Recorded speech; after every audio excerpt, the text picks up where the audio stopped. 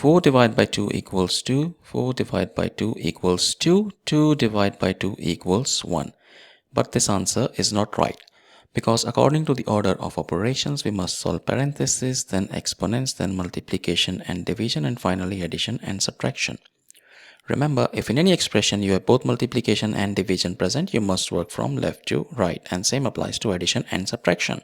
Now let's rewind and solve this problem the right way. If you notice, in this expression we have 3 division operators present, and according to the rules we must work from left to right. So we need to solve this division first. 4 divided by 2, that gives us 2. Our expression simplifies to 2 divided by 4 divided by 2.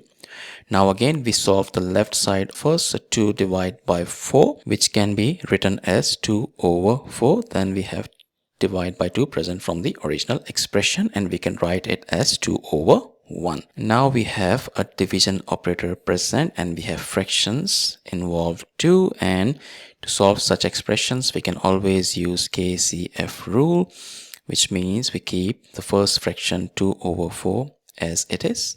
We change the division operator to multiplication, and we flip the second fraction 2 over 1 as 1 over 2.